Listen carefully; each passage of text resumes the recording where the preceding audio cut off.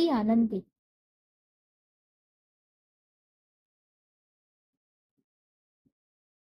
आनंदी नावाची एक स्त्री होती. ती खूप आनंदातच राहत असे.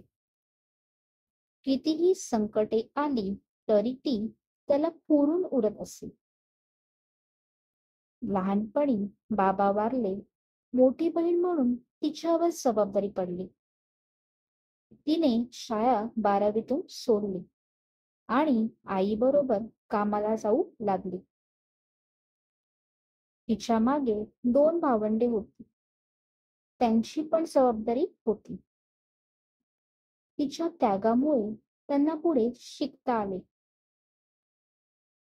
कितीही संकटे आली तरी ती ताठ मानेने त्याचा सामना करत असे. आता तिची भावंडे नोकरी करू लागतात. त्यामुळे आनंदीच्या लग्नाचा विचार करायला सुरुवात होतो. जास्त शिकली नसल्याने तिला मोलमजुरी करणारे मुले येऊ लागले. त्यापैकी एकाशी आई लग्न लावून देते.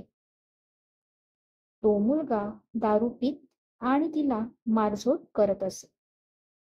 काहीच काम करत नसे.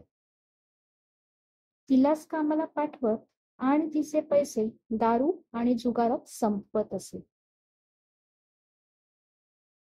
लग्नामुळे तर तिचे आयुष्यच उद्ध्वस्त झाले होते.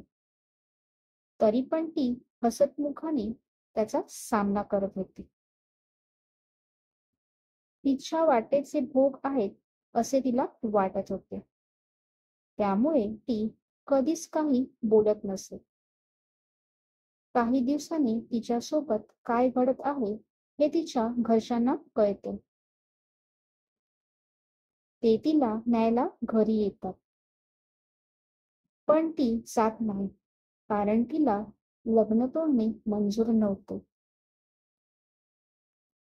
तिची स्थिती बघून तिची आई खूप रडत असेल. पण ती शेवटपर्यंत तिथे राहते.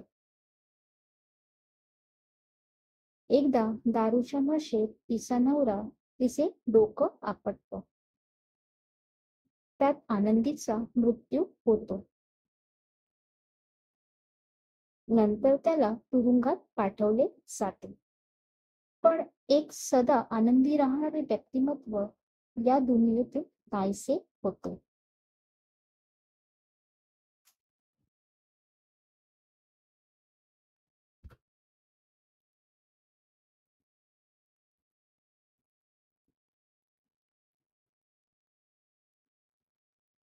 तात्पर्य: आनंदी हे असे व्यक्तिमत्व होते जिने स्वतःचा विचार न करता दुसऱ्यांचा नेहमीच विचार केला.